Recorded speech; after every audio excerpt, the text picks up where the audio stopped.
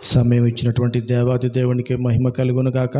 అలాగే అయ్యగారికి నా వందనాలు, అమ్మగారికి నా వందనాలు, కూడి వచ్చిన మీ అందరికీ నా వందనాలు తెలియజేస్తున్నాం. రోమాపత్రిక 8వ అధ్యాయం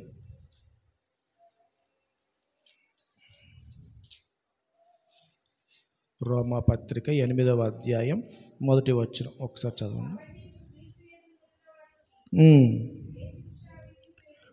చాలు. కాబట్టి ఇప్పుడు క్రీస్తు యేసునందున్న వారికి ఏ శిక్షా విధియో లేదు. ఇప్పుడు క్రీస్తు యేసునందుంటే శిక్ష అనేది ఉండదా అంటే, క్రీస్తును నమ్ముకున్నంత మాత్రాన మనం ఆయన లోపల ఉన్నామని అనుకోవటం అజ్ఞానం.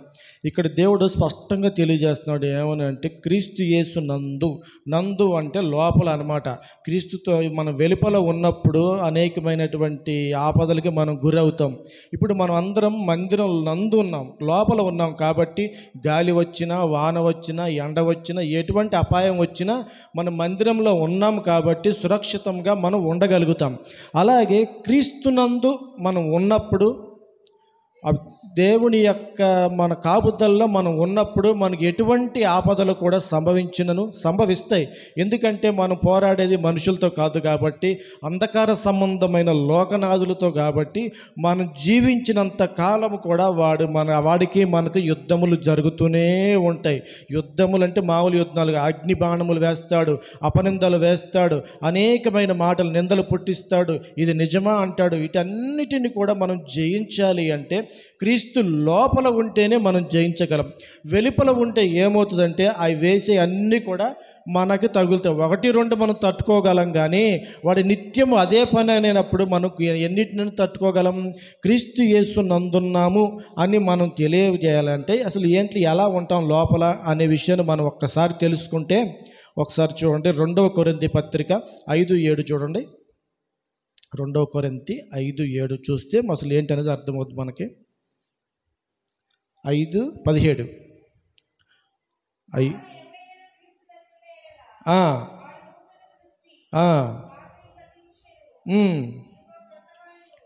చాలు.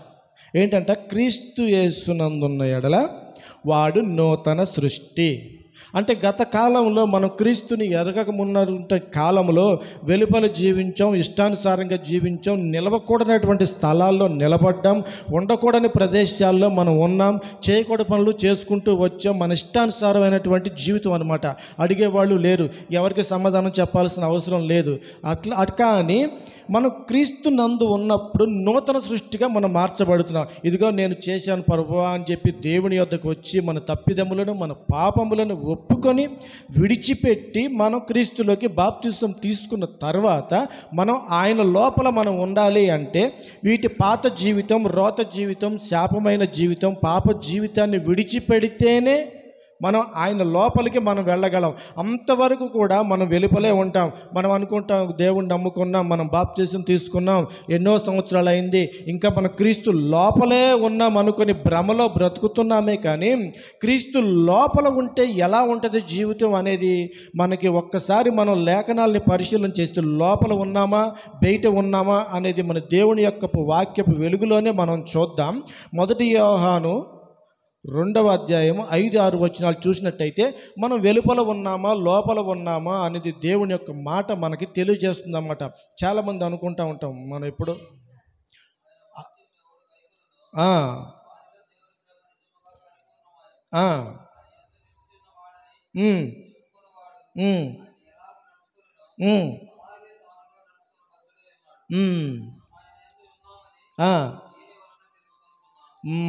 చాలు. ఏమని చెప్తున్నాడు? ఆయన వాక్యమును ఎవడు గైకొనునో వానిలో దేవుని ప్రేమ నిజముగా పరిపూర్ణమాయను. మనం వాక్యాన్ని అరకొరగా తెలుసుకున్నప్పుడు, అరకొరగా వింటున్నప్పుడు అర్ధాకలి, అర్ధదాహంతోనే, అర్ధభక్తితోనే, అర్ధవిశ్వాసంతోనే ఉంటున్నామే. కానీ మనకు తెలిసింది ఏంటంటే దేవుడు ప్రేమామయుడు, కరుణామయుడు, ఎన్ని తప్పిదములు చేసినా క్షమిస్తాడు, నీతిమంతులు 7 సార్లు పడినా దేవుడు నిలబెడతాడు అని ఇటువంటి మాటలే చెబుతున్నాం. కానీ మనం రక్షణ బాప్తిసం పొందుకున్నప్పుడు, క్రీస్తులోనికి వచ్చినప్పుడు, అయ్యా నేను ఇలా జీవిస్తాను, ఇలా ఉంటాను, ఇది చేస్తానయ్యా, అది చేస్తానయ్యా అని చెప్పి దేవుడి దగ్గర మనం ప్రమాణాలు చేసుకుంటాం. కానీ మనం వాటి ప్రకారం నడుచుకుంటున్నామా అంటే నడుచుకోవటం లేదు. ఎందుకంటే క్రీస్తు దేవుని యొక్క ప్రేమ ఎవరిలో నిజముగా ఉంటుందంటే ఎలా ఉంటుందంటే, ఒక చెంప కొడితే రెండో చెంప చూపించమనేది దేవుని యొక్క మాట. కానీ మనం అలా ఉన్నామా? పొరపాటున ఒక మాట జారితే 100 మాటలు, బాణాలు లాంటి మాటలు అన్నమాట, కస దిగిపోతాయి. అటువంటి మాటలతో మనం మాట్లాడుచున్నాము. పొరపాటున ఇప్పుడు ఈ పడన వాళ్ళకి ఇట్లా ఆమె వైపు చూసినా, ఏంటి నా వైపు చూస్తున్నావు, ఎందుకు చూస్తున్నావు నా వైపు, నీకు నాకు సంబంధం ఏంటి, రకరకాలైన మాటలు. ఇంకా క్రీస్తు ప్రేమ ఎక్కడున్నది మనలో? కాబట్టి దేవుని ప్రేమ నిజముగా మనలో ఉన్నప్పుడు ఒక చెంప కొడితే రెండో చెంపకు చూపిస్తాం. ఎవరైనా పొరపాటున అన్నా కానీ క్షమించే మనసు ఉంటుంది. దేవుడు ఏమంటున్నాడు? తండ్రి, వీరేమి చేయుచున్నారో వీరెరుగరు గనుక వీరిని క్షమించండి అనేటటువంటి యొక్క మనస్తత్వం మనలో ఉన్న రోజునే క్రీస్తులో మనము ఉన్నట్లుగా దేవుని వాక్యము సెలవిస్తుందన్నమాట. ఇంకా మనకి పరిపూర్ణమైనది ఎలాగ ఉంటుంది అంటే, మనమందరము కూడా అలాగ నడుచుకుంటాం వలననే మనల్ని మనం పరిశీలన చేసుకుంటే ఎవరు మనకు చెప్పవసరంలా. మనం చేసే పని ఏంటి, మనం మాట్లాడే మాటలు ఏంటి, మనం చూసే విధానం ఏంటి అనేది మనకి మనం ఒక్కసారి పరిశీలన చేసుకుంటే దేవుడు నీ ఎదుటే పెడతాడు. మొత్తం లిస్ట్ అంతా, మన చట్టం మొత్తం ఆయన దగ్గర ఉంటుంది అన్నమాట. కాబట్టి మనకు అవన్నీ దేవుడే తెలియపరుస్తాడు. ఎవరు మనకు చెప్పవసరంలా. ఇగో మళ్ళా నోళ్ళు చెప్పారు, నా గురించే చెప్పారు, నీ గురించి ఎవరు ఏమి చెప్పరు. దేవుని వాక్యము రెండంచులు కలిగిన ఖడ్గం. ఎప్పుడు ఎవరిని తెగ్గవస్తుందో తెలియదు. నన్ను తెగ్గవచ్చు, నిన్ను తెగ్గవచ్చు. కాబట్టి దేవుని యొక్క వాక్యాన్ని మనం జాగ్రత్తగా స్పష్టంగా దేవుని మాట అనుకున్నప్పుడు నీకు ఆ మాట విలువ తెలుసుద్ది. ఇది అతని మాట అనుకున్నప్పుడు అపార్థాలు, అనార్థాలు, దేవుని యొక్క ప్రేమ అనేది మనలో ఉండదు. దేవుని ప్రేమ ఉన్నప్పుడు ఇది దేవుని మాట అని విశ్వసిస్తేనే మనం గొప్ప కార్యాలను చూడగలం అన్నమాట. క్రీస్తు లోపల ఉంటే ఎలా ఉంటుంది, బయట ఉంటే ఎలా ఉంటుంది అనేది మనం ఒకసారి చూస్తే, లోపల ఉంటే లాభం ఏంటి, బయట ఉంటే లాభం ఏంటి అనేది మనం లాభ నష్టాల గురించి, ఈ లోకంలో ప్రతిదాని గురించి లాభ నష్టాల గురించి ఆలోచిస్తూ ఉంటాం. కాబట్టి ఒక్కసారి మనం చూద్దాం. నిర్గమకాండం 12వ అధ్యాయం 7వ వచనం, 13వ వచనం, 22వ వచనం ఒక్కసారి మనం చూసినట్టయితే లోపల ఉంటే జరిగే మేలేంటి అనేది మనం దేవుడు మనకు స్పష్టంగా తెలియచేస్తాడు.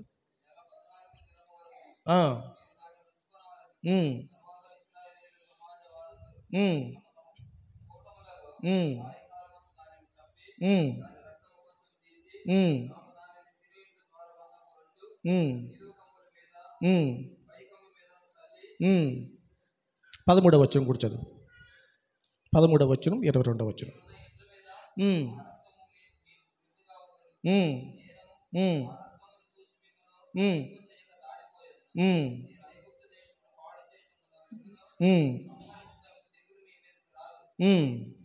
22.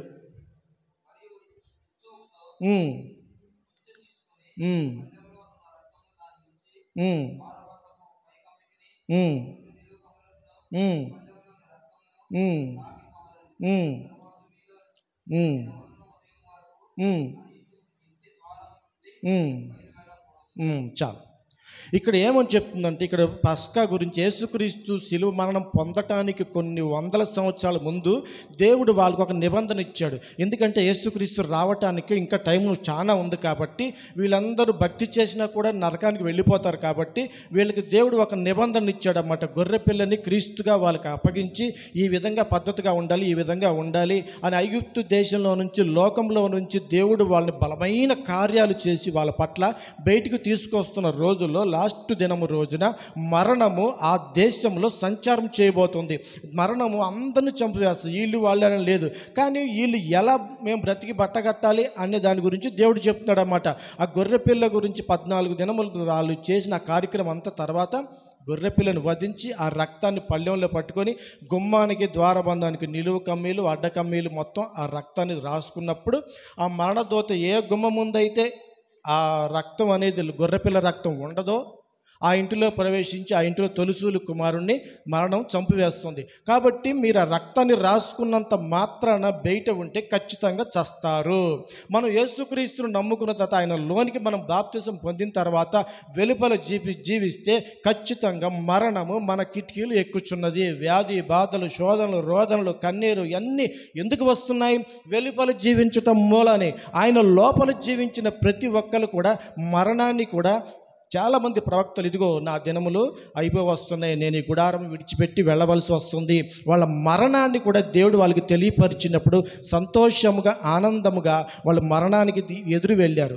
కానీ మన వెలుపల ఉన్న వాళ్ళకి ఎప్పుడు ఏ క్షణము ఏ గడియో తెలియదు. గద్ద కోడి పిల్లను తన్నుకుపోయే రీతిగా సాతానుగాడు తన్నుకొని వెళ్ళిపోతాడు వెలుపల ఉన్న వాళ్ళకి. కానీ లోపల ఉన్న వాళ్ళకి మరణాలు ఎలా ఉంటాయి తెలుసా? ప్రకటన గ్రంథంలో ఒక చక్కని మాట ఉంటుంది. ఏంటంటే ప్రభువు నందు మృత్యునందు మృతులు ధన్యులు. వెలుపల ప్రభువు నందు లోపల ఉన్న మృతులకే ఆ ధన్యత, వెలుపల ఉన్న వాళ్ళకి అటువంటి ధన్యత లేదు. నువ్వు ఎంత భక్తి చేసినా, ఎన్ని పాటలు పాడినా, ఎన్ని మర్మాలు చెప్పినా, క్రీస్తు వెలుపలగా ఉన్నప్పుడు నువ్వు చనిపోతే ఆ ధన్యతను పొందుకోలేవన్నమాట. కాబట్టి మరణము దేవుని యొక్క రక్తములో మనం కడగబడిన తర్వాత ఆయనలోనే ఉండాలి, ఆయనలోనే జీవించాలి, ఆయనతోనే జీవించాలి, ఆయనతోనే తినాలి, ఆయనతోనే పడుకోవాలి, ఆయనతోనే త్రాగాలి, ఆయనతోనే సహవాసం చేయాలి. కానీ నేడున్నటువంటి దినములలో క్రీస్తులో కడగబడిన వాళ్ళు బారు షాపుల దగ్గర కనబడుచున్నారు, వ్యసనాలలో కనబడుచున్నారు, వ్యభిచారపు రోడ్ల మీద తిరుగులాడుచున్నారు, మత్తులకు పానీయులు అయిపోతున్నారు, మోసకరమైనటువంటి వ్యాపారాలు రకరకాలుగా ఎక్కడ అంత వెలుపట క్రీస్తుని కలిగి ఉన్నాం, రక్షణ పొందాం అనుకున్నటువంటి మనుషులే నిలవకూడని స్థలములలో నిలబడుచున్నారు, వెళ్ళకూడని ప్రదేశాలకు వెళ్ళుచున్నారు. కానీ ఇక్కడ ఈ తల్లులు ప్రార్థన చేస్తూ ఉంటారు, అయ్యా మా భర్తను కాపాడు కాపాడు కాపాడు. ఎంతవరకు? సమయం ఇచ్చినంత వరకే. తర్వాత దేవుడు ఎవరిని కూడా కాపాడాడు. ఎందుకంటే ఉదాహరణకి సొదొమ గొమొర్రా పట్టణాలను కూడా దేవుడు నశింపచేయటానికి వచ్చినప్పుడు వాళ్ళు చేసినటువంటి ఆ పాపం ఆయన దగ్గరికి వెళ్ళిపోయింది. ఇది కంప్లీట్ అయ్యిందా లేదా అని చూసిన తర్వాత నాశనం చేయబడ్డాడు. అలాగే ఇంట్లో ఉన్నటువంటి తల్లులు, తండ్రులు వీళ్ళందరి పిల్లల కోసం, వాళ్ళ భర్తల కోసం, భార్యల కోసం ప్రార్థన చేస్తున్నప్పుడు వీళ్ళు వినకపోతే దేవుడు ఏం చేస్తాడంటే చూస్తాడు, సమయం ఇస్తాడు. ఆ ఇచ్చిన సమయం అయిపోయిన తర్వాత వీళ్ళ ప్రార్థన కూడా దేవుడు అంగీకరించాడు.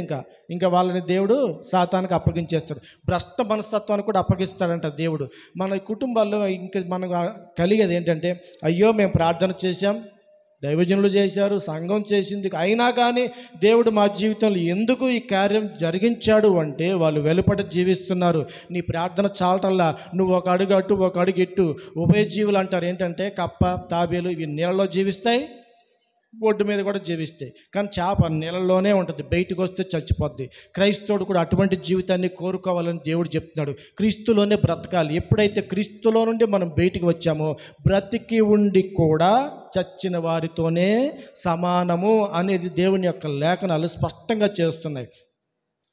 ఆదికాండంలో ఒక మాట ఉంటుంది, ఏమంటే యెహోవా వలన ఆశీర్వదించబడిన వాడా లోపలికి రా, బయట నీకేం పని అయ్యా, నువ్వు ఉండాల్సింది లోపల. యెహోవా వలన ఆశీర్వదించబడినవాడు, నీకు బయట ఏం పని అని ఎవరు అన్యుడైనటువంటి లాబాను అబ్రహాము యొక్క దాసుడితో చెప్తున్నాడు అన్నమాట. ఇతను అన్యుడు, కానీ యెహోవా వలన ఆశీర్వదించబడినవాడు బయట కాదు ఉండాల్సింది, లోపలికి రావయ్యా, నువ్వు అక్కడ కాదు లోపలికి రా అని చెప్తున్నాడు. మనం ఎప్పుడైతే లోపల ఉంటామో దేవుని యొక్క కాపుదల ఆ ఇంటికి కూడా రక్షణ వస్తుంది. యోసేపును బట్టి పోతీఫర్ ఇంటికి దేవుడు బహుగా ఆశీర్వదించాడన్నమాట. అదేవిధంగా ఐగుప్తు రాజ్యానికి కూడా ఆయన ఒక న్యాయాధిపతి, ఒక అధికారికంగా కూడా నిలబడ్డాడు. కారణం ఆయన దేవుని లోపల యెహోవా యందు ఆయన లోపల భయభక్తులు కలిగి ఉండబట్టే అటువంటి గొప్ప కార్యాలను, గొప్ప స్థితిలోకి ఆయన చేరగలిగి ఉన్నాడు. కాబట్టి మన దేవుడు ఏం చెప్తున్నాడంటే, ద్వారబంధము అనగా మన నోరు అనేది మనం చాలా స్పష్టంగా మనం గమనించినట్లయితే అర్థమవుతుంది. నీ నోటిని కాల్చుకోమని దేవుడు చెప్తున్నాడు. సామెతల్లో ఒక మాట ఉంటుంది, నీ నోటి మాటను బట్టి నీవు చిక్కుబడి ఉన్నావు. ఏది పడితే అది వాగితే, ఏది పడితే అది మాట్లాడితే ఇక్కడ చెల్లుబాటు అవుద్దాము, కానీ ఒక దినమున మనం ఖచ్చితంగా లెక్క అప్పగించాలి. కాలు జారితే కడుక్కోవచ్చు, లోకల్ సామెత అన్నమాట. నోరు జారితే కడుక్కోలేం. లోకంలోనే ఈ సామెత ఉంటే దేవుని యొక్క గ్రంథం ఎలా చెప్తుంది? మన నోటి మాటలను బట్టే మనం చిక్కుపడతాం, మరణానికి అప్పగించబడచ్చు, జైల్లో కూడా వేయవచ్చు అనమాట. యేసుక్రీస్తు ప్రభువారు కూడా ఒక మాట చెప్తాడు, మనుషుని నోట్లోకి వెళ్ళేది ఏది కూడా మనిషిని అపవిత్రం చేయదు, కానీ నోటిలో నుంచి ఏదైతే వస్తుందో అదే మనిషిని అపవిత్రము చేస్తుంది అని చెప్పేసి దేవుని యొక్క మాట తెలియపరుస్తున్నాడు అన్నమాట. అంటే మనం ఏది పెడితే అది ఇదే సత్యం, ఇదే నిత్యం అని మనకు తెలిసినటువంటి అరాకొర జ్ఞానాన్ని బట్టి మనం మాట్లాడుతూ ఉంటాం. వాటిని బట్టి కూడా దేవుడు మన మీదకి శిక్షను పంపించేటటువంటి ఆస్కారం కూడా ఉన్నది. ఎందుకంటే దేవుణ్ణి నమ్ముకున్న తర్వాత మనం ఆయన బిడ్డలం. ఎలా పడితే అలా చేస్తే దేవుడు ఊరుకునే దేవుడు కాదు. లోకంలో ఉన్నప్పుడు జరిగింది, కానీ క్రీస్తులో ఉన్నప్పుడు మనం జాగ్రత్తగా ఉండాలి. ప్రతి విషయాన్ని మనం జాగ్రత్తగా ఉండాల్సి వస్తుంది అన్నమాట. ఇంకొక విషయం చూస్తే యెహోషువ గ్రంథంలో ఒక మాట ఉంటుంది. యెహోషువ గ్రంథం 2వ అధ్యాయం 18-19 చూడండి. మన నోరునే కాకుండా ఇంకొక దాన్ని కూడా మనం జాగ్రత్తగా కాచుకోవాలని చెప్తున్నాడు అన్నమాట.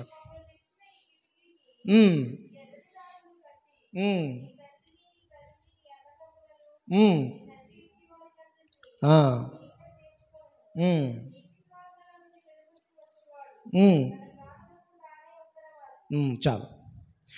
ఏ కిటికీ గుండా అయితే ఆ దేవుని యొక్క పిల్లల్ని, ఇద్దరు సేవకుల్ని ఒక వేశ్య దేవుని యందు భయము కలిగి వారిని దాచి, ఆపద నుంచి, శత్రువుల నుంచి దాచి వాళ్ళని జాగ్రత్తగా ఒక కిటికీ గుండా తాడి వేసి వాళ్ళని కిందకి దింపితే ఆమెకు ఒక మాట ఇస్తున్నారు, మేము ఇది రాజ్యాన్ని నాశనం చేయడానికి వచ్చినప్పుడు ఈ కిటికీకి ఏ కిటికీ నుంచి మమ్మల్ని దింపావో ఆ కిటికీకి ఎర్రని నూలు కట్టుకొని ఉండు, నీకు కలిగిన వారిని అందరిని, అమ్మ నాన్న అందరూ ఎంతమంది ఉంటారో అంతమంది ఆ ఇంట్లో ఉండండి, బయటికి వచ్చిన వాళ్ళ గురించి మటుకు మాకు సంబంధం లేదు, వాళ్ళ ప్రాణానికి వాళ్ళే ఉత్తరవాదులు అని దేవుని యొక్క మాట స్పష్టంగా తెలియచేస్తుంది అన్నమాట.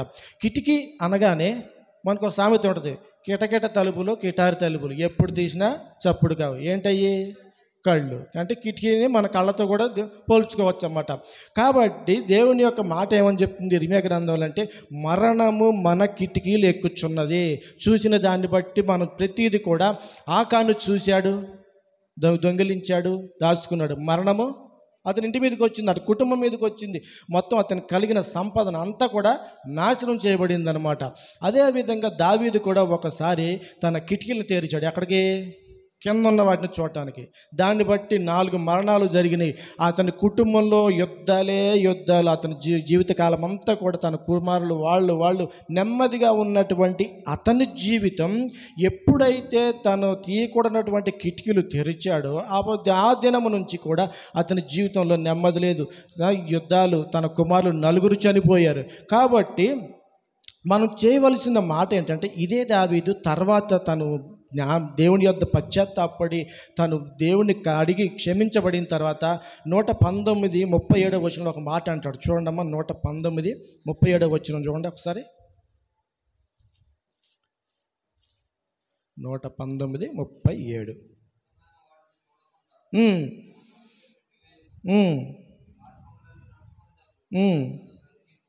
చాలు. ఒకసారి చూశాను ప్రభువా, దాని ప్రతిఫలం నేను చాలా అనుభవిస్తున్నాను. ఇంకా వద్దు నా ప్రభువా, వ్యర్థమైన వాటిని నేను చూడకుండా నా కన్నులు త్రిప్పివేయి నాయనా, నీ మార్గములలో నడుచుటకు నన్ను బ్రతికించుము. నీ మార్గంలో నడవగలిగితేనే నన్ను బ్రతికించు, లేకపోతే వద్దయ్యా ఈ బ్రతుకు నీకు విరోధమైన బ్రతుకు అని దావీదు మహారాజే తను దేవుడి గురించి చెప్తున్నాడు. ఒకసారి దెబ్బ తిని ఉన్నాడు కాబట్టి ఆయన చూస్తున్నాడు అన్నమాట.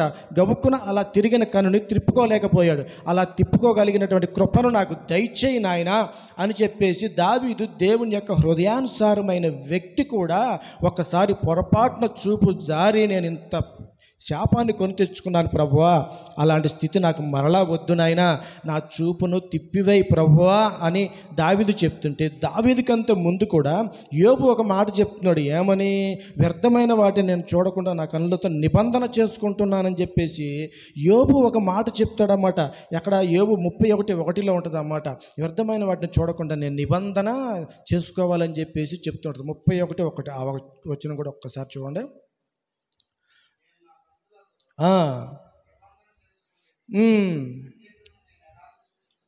చాలు. చూసారా? యోబు గురించి ఎంత చక్కగా చెప్తున్నాడు. ధర్మశాస్త్రం లేని కాలంలో కూడా ధర్మశాస్త్రపు క్రియలన్నీ కూడా ఆయన నెరవేర్చాడు. కాబట్టే యోబు గురించి దేవుడు సాక్ష్యం చెప్తున్నాడు అన్నమాట. అటువంటి సాక్ష్యం మనం పొందాలి అంటే ధర్మశాస్త్రం ఉన్నా కూడా, దేవుని యొక్క మాటలు ప్రతిరోజు వినపడుతున్నా కూడా, కనపడుతున్నా కూడా మనం ఏం చేస్తున్నాం, వాటిని మనం పట్టించుకోవట్లేదు.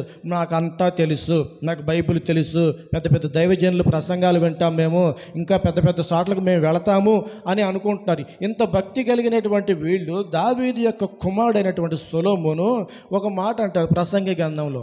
ఆయన ఏమని చెప్తాడు, వాళ్ళ నానేమో ప్రభువా నేను ఏది కూడా చూడకుండా నా కన్నులు త్రిప్పివేయి నాయన అంటే, ఈయనేమంటాడంటే దేవుడిచ్చిన జ్ఞానాన్ని ఏం చేసుకున్నాడు అంటే పాడు చేసుకుని ఏమైపోయాడంటే 2వ అధ్యాయము 10వ వచనంలో ఒక మాట ఉంటుంది అన్నమాట. ఏమని, నా కన్నులు ఆశించిన వాటిలో దేనిని అవి చూడకుండా నేను అభ్యంతరము చేయలేదు, మరియు నా హృదయము నా పనులన్నిటిని బట్టి సంతోషకరమైనది ఏదియో అనుభవించకుండా నేను నా హృదయమును నిర్బంధించలేదు.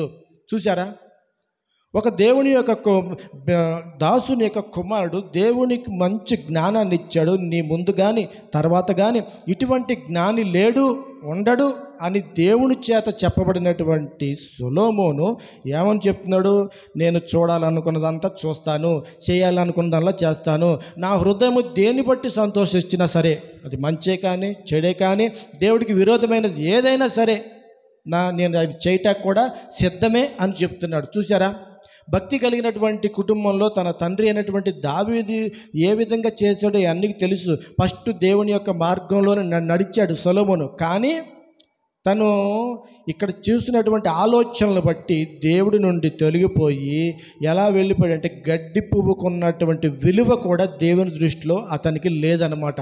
అటువంటి విలువ, ఎంత సంపద ఉందంటే ఆయనకు దేవుడిచ్చింది, అంతకు ముందు కానీ తర్వాత కూడా అటువంటి సంపద లేనటువంటి రాజుగా దేవుడు ఆయన్ని చేశాడు. కానీ దేనివల్ల కోల్పోయాడు, గడ్డి పూకున్న విలువ లేదనమాట. ఎందుకని, మన కన్నులతో ఆయన నిబంధన చేసుకోలేకపోయాడు. కాబట్టి సొలొమోను గడ్డి పువ్వు కంటే హీనమైన స్థితికి దిగజారిపోయాడన్నమాట. అలాగే మత్తయి సువార్తలో దేవుడు ఒక మాట అంటాడు, ఏమని, నీ దేహమునకు కన్ను దీపమే కనుక నీ కన్ను తేటగా ఉంటే నీ దేహమంతా కూడా తేటగా ఉంటుంది. కాబట్టి మనం చూసే చూపులు కానీ మనం చేసేది ఏది కూడా వ్యర్థమైంది మనకు కనపడినప్పుడు ఎమ్మటిని మన చూపును తిప్పుకోగలిగి దేవుని వైపు తిరగలిగినట్లయితే దావీదు వలె మనం పడిపోకుండా ఉండగలం, సొలొమోను వలె మనం దిగజారిపోకుండా ఉండగలం. అలాగే దానియేలు ప్రతి దినము కూడా ముమ్మారు యెరూషలేము వైపు కిటికీ తీసి దేవునికి ప్రార్థన చేశాడు. ఈ దిక్కులో దేవుని మందిరం ఉంది కాబట్టి అని ఆయన పైన కిటికీ తీసి ప్రార్థన చేసేవాడు అన్నమాట. ఆ ప్రార్థన చేయకూడదని నిబంధన ఉంది, చేస్తే చస్తావని నిబంధన ఉన్నా సరే దేవుని కొరకు ఆ కిటికీ తెరిచి ముమ్మారు ప్రార్థన చేసేవాడు. దేవుని వైపు తన కన్నులెత్తి దేవుని వైపు ప్రార్థన చేశాడు. ఆ విశ్వాసము, ఆ భక్తి ఆయన సింహాల బోనులో నుంచి కూడా రక్షించగలిగిందనమాట. అలాగే మన నోటిని, మన కన్నుని మనం జాగ్రత్త పరుచుకున్నట్లయితే దేవుడికి మనం ఇష్టంగా ఉండటానికి 100% కూడా అవకాశం ఉందన్నమాట. ఎందుకంటే ఏది పడితే అది మాట్లాడి దేవుడికి విరోధం అయిపోతాం, ఏది పడితే అది చూసి మనం దేవుడికి విరోధంగా మనం ఇదైపోతాం అన్నమాట. సో సామెతల్లో మాట్లాడేది నోటిని కాచుకోమని చెప్పి ఉంటారు చూడండి. 13వ అధ్యాయం 3వ వచనంలో, 13వ అధ్యాయం 3వ వచనంలో, తన నోరును కాచుకునివాడు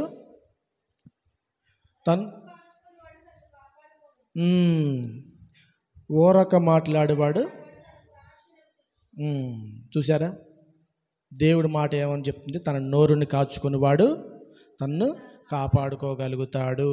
మనకి జవాబు తెలియనప్పుడు కొన్ని విషయాల్లో మౌనంగా ఉండాలి, కొన్ని విషయాల్లో మౌనంగా ఉండాలి. జ్ఞాని అంటే మౌనంగా ఉంటాడంట. మాట్లాడే ఒక మాట 2 మాటలే జ్ఞానయుక్తంగా కరెక్ట్గా మాట్లాడతాడంట. మనం ఏది పడితే అది మన మాట చెల్లుబాటు అవ్వాలి అని చెప్పేసి ఇష్టానుసారంగా మాట్లాడితే ఏమవుద్దంటే తన్ను తాను కోల్పోవాల్సినటువంటి పరిస్థితులు ఏర్పడతాయి అన్నమాట. ఇంకా మనం బాగా చూస్తే చాలా ఉంటాయి అన్నమాట. నోటి గురించి, నాలుక గురించి. అసలు ప్రకృతి చక్రానికి చిచ్చు పెట్టిందే నాలుక, మన నోట్లో ఉండే నాలుక అనమాట. దీనికి చుట్టూ రక్షణ ఉంటుంది, పైన చుట్టూ అన్ని పళ్ళు ఉంటాయి. పొరపాటున ఇటు జరిగినా దాని పని అయిపోద్ది, ఇటు జరిగినా పని అయిపోద్ది. అయినా కూడా భయపడకుండా ఎలా పడితే అలా మాట్లాడుతూ ఉంటుంది అన్నమాట. ఎందుకని ఇది భయం లేని దానిగా సృష్టించబడింది అనమాట. ఇది నరం లేని నాలుగు అంటారు, కానీ దాని నోటి నిండా నాలుగు నిండా నరాలు, ఎట్టుగాలంటే తిరుగుద్ది. ఎలా పడితే అలా మాట్లాడుతుంది అన్నమాట. ఎవరిని పడితే వాళ్ళని అహంకారంగా మాట్లాడుతుంది. కానీ దేవుడు అంటున్నాడు, అబద్ధాలాడే నాలుకలు అటన్నిటిని కూడా దేవుడు కట్ చేస్తాను అని దేవుడు స్పష్టంగా చెబుతున్నాడు. కాబట్టి మన నోటిని, మన కంటిని మనం కాపాడుకున్నట్లయితే ఖచ్చితంగా మన క్రీస్తు లోపల మనం జీవించగలడానికి దేవుడు కూడా ఆయన మన తలుపు యొద్దనే ఆయన నిలబడి ఉన్నాడు. ప్రతి దినము తడుతూ ఉన్నాడు. మనం ఆ తలుపు తెరిచినట్టయితే ఆయన మనలో ఉంటాడు, మనం ఆయనలో జీవిస్తాం. కాబట్టి వెలుపల ఉన్నది ఏమిటి అంటే దేవుని యొక్క నమ్మని వాళ్ళకి వేదన, చీకటి, కన్నీటి రోదన అన్నమాట. నరకాగ్ని, నిత్య నరకాగ్నిని. క్రీస్తులో ఉన్న వాళ్ళకి నిత్య పరలోక రాజ్యం అన్నమాట.